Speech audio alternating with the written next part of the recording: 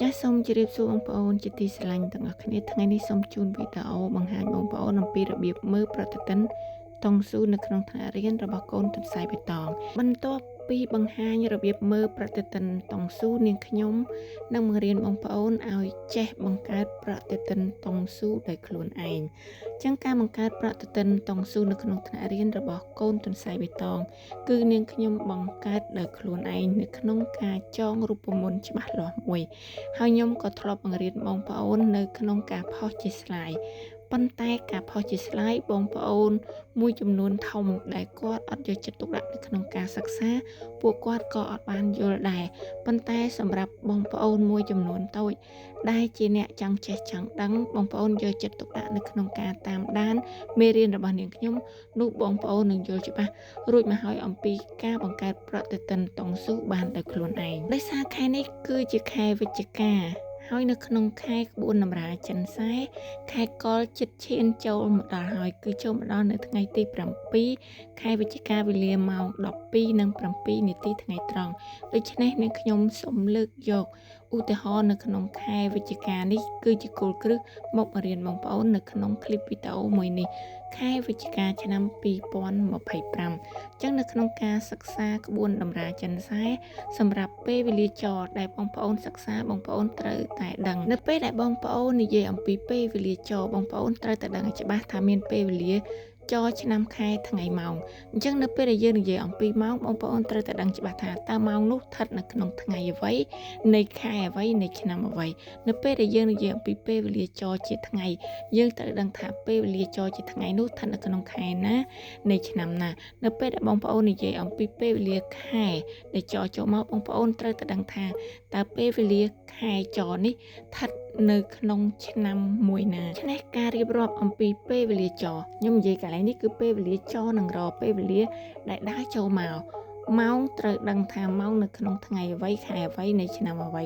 ថ្ងៃត្រូវដឹងថាថ្ងៃនឹងនៅក្នុងខែអ្វីឆ្នាំអ្វីខែត្រូវរាប់ថាខែនឹងនៅក្នុងឆ្នាំអ្វីព្រោះម៉ោងថ្ងៃខែដែលស្ថិតនៅក្នុងពេលវេលាដែលជ្រកក្រោមពេលវេលាធំនៅពីលើគាត់ហ្នឹងឯងអញ្ចឹងគាត់ត្រូវតែយោងទៅតាមពេលវេលាធំដែលគ្របដណ្ដប់គាត់ឧទាហរណ៍ខ្ញុំនិយាយអំពីខែកុរនៅក្នុងឆ្នាំ2025នេះខុសអំពីពេលវេលានៃខែកុរនៅក្នុងឆ្នាំ2024ហើយក៏ខុសពីពេលវេលានៃខែកុរនៃឆ្នាំ2026ដែរអញ្ចឹងនៅពេលដែលយើងនិយាយអំពីពេលវេលាណាមួយត្រូវកំណត់ឲ្យដឹងច្បាស់ថាវាស្ថិតនៅក្នុងម៉ោងថ្ងៃខែឆ្នាំណាឲ្យបានច្បាស់យើងមើលតារាងអំពីប្រតិទិនតុងស៊ូខែកុរនៅក្នុងឆ្នាំ2025ឆ្នាំម្សាញ់មួយនេះយើងឃើញថាខែកុរនេះគឺមានធាតុភ្លើងដកខាងលើកុរបងប្អូនរកមើលឃើញទេ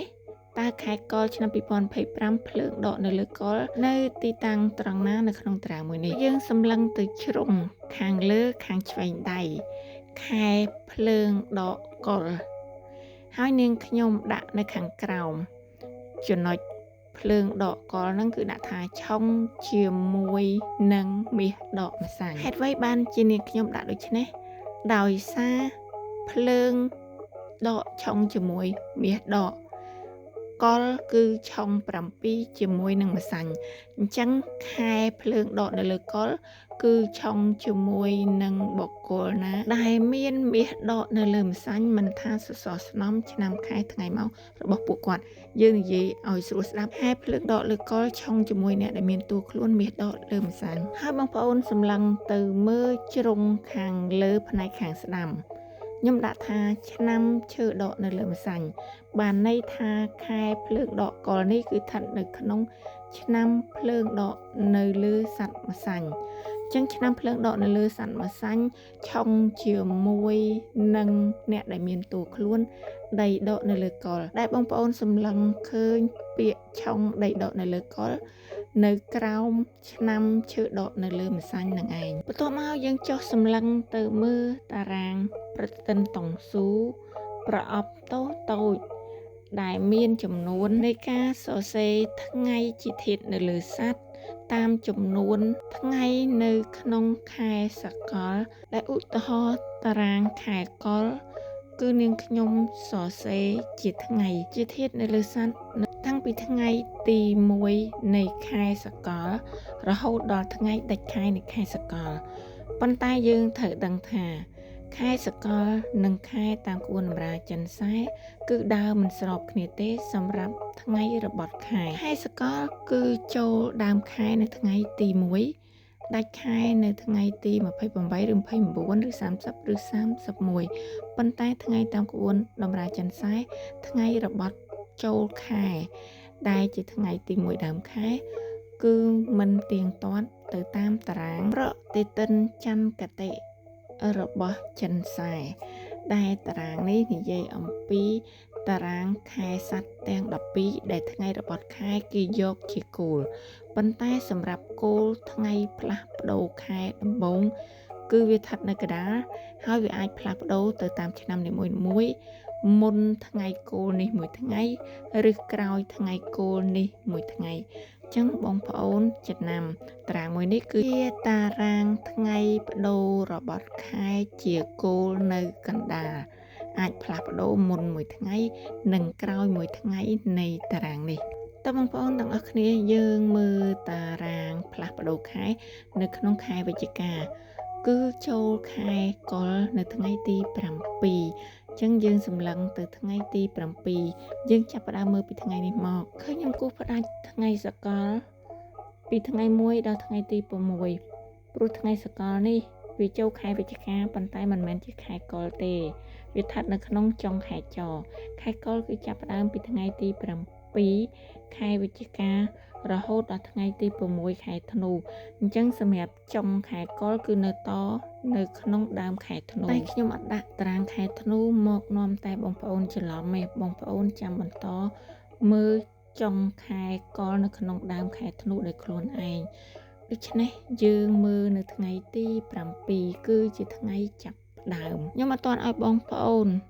ដឹងអំពីថ្ងៃចាប់ផ្ដើមឬមួយក៏ថ្ងៃកំទេចថ្ងៃគ្រោះថ្ងៃជោគជ័យថ្ងៃទទួលផលថ្ងៃបើកថ្ងៃបិទហ្នឹងគឺបានមកពីរូបមន្តអ្វីដើម្បីចងបានជាឈ្មោះប្រតិទិននេះទេខ្ញុំឲ្យបងប្អូន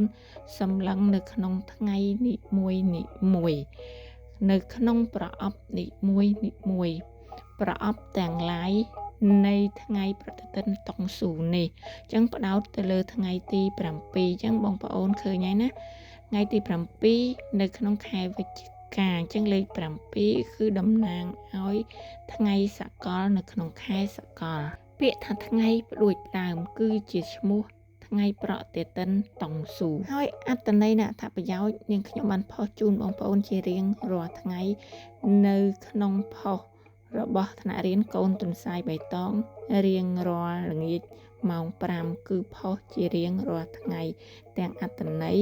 ទាំងខ្លឹមសារនៃការប្រើប្រាស់ថ្ងៃប្រតិទិនតុងស៊ូទាំង12ថ្ងៃយើងសម្លឹងមើលនៅក្នុងប្រអប់ថ្ងៃទី7ថ្ងៃព្រួយផ្ដើមយើងមើលខាងឆ្វេងដៃ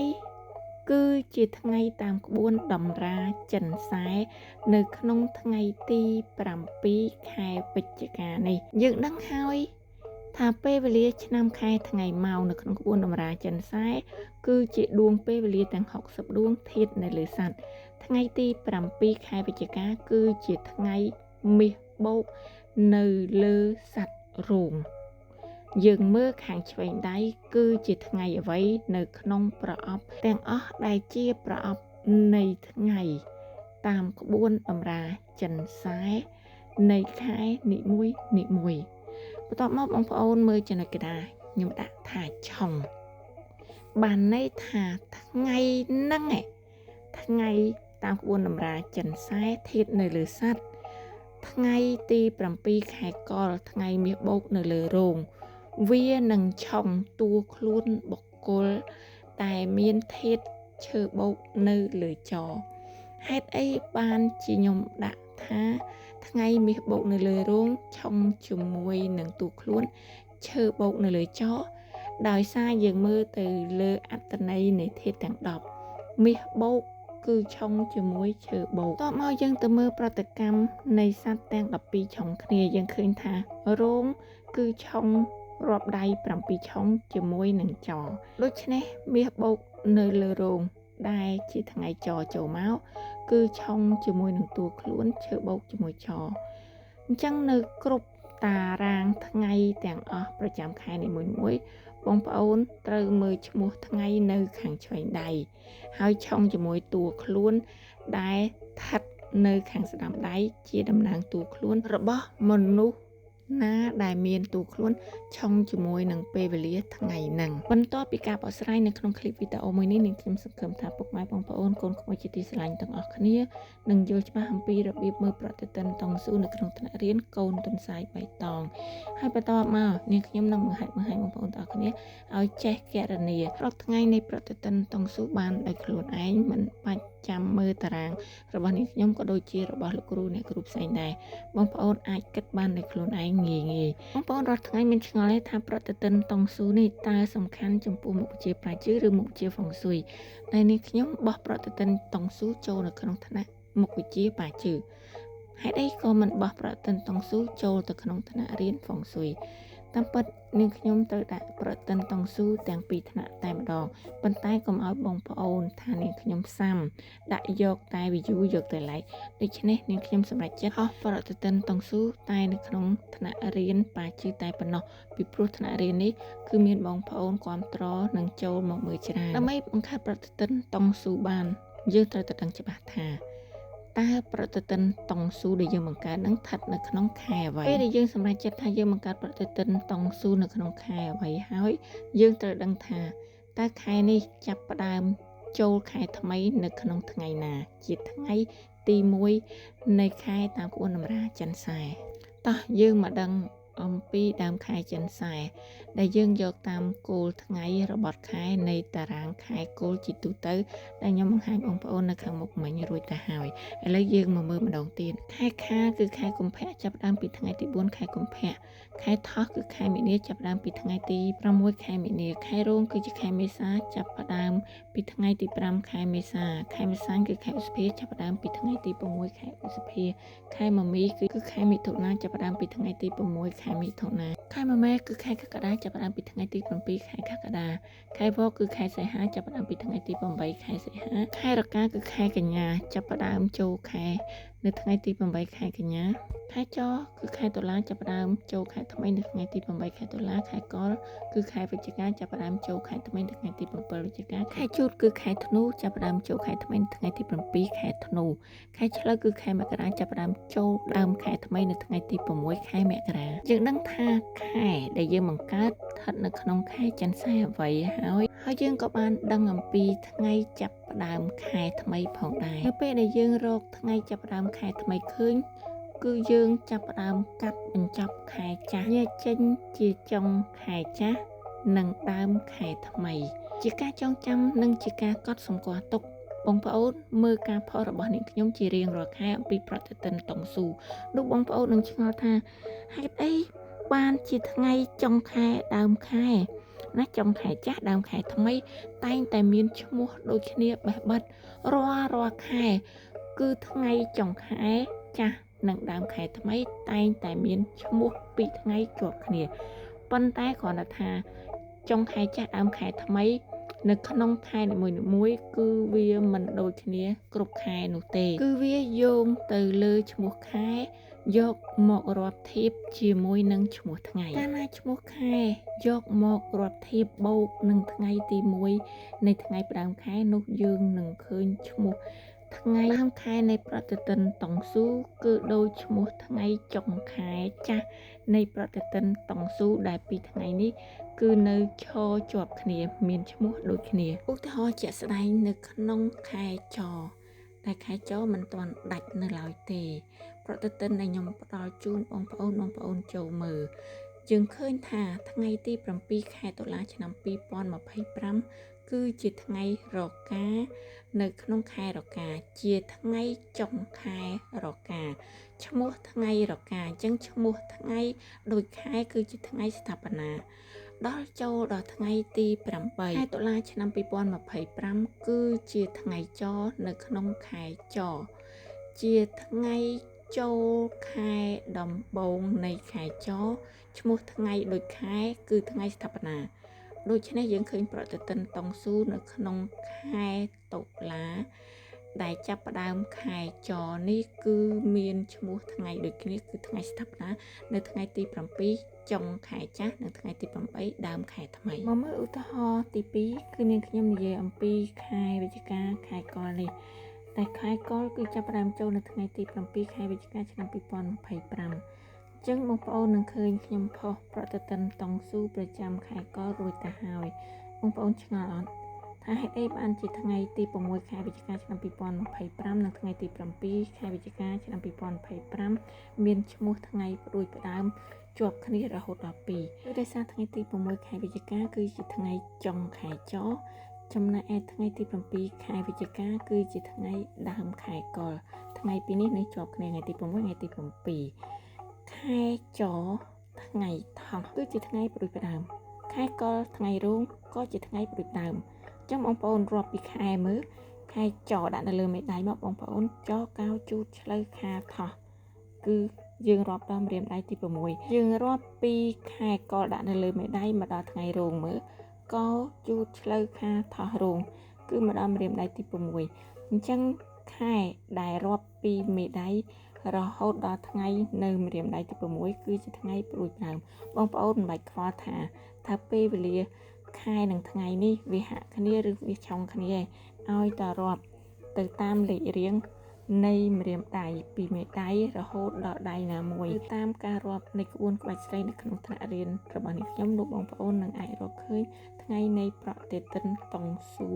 ទាំង12ថ្ងៃប្រចាំខែនីមួយៗនេះគឺជាក្បួននៃការរាប់តាមក្បាច់ស្រីតារាងប្រតិទិនតង់ស៊ូនៅក្នុងខែកុលដែលខែកុលនៃឆ្នាំ2025ឆ្នាំម្សាញ់ថ្ងៃទី6ទី7ថ្ងៃនៃចុងខែចនិងដើមខែកុលគួរតម្រាបង្កើតប្រតិទិនតង់ស៊ូបានដោយខ្លួនឯងទី1គឺយើងត្រូវរាប់ឈ្មោះថ្ងៃនៃប្រតិទិនតង់ស៊ូទាំង12ថ្ងៃតាមលេខរៀង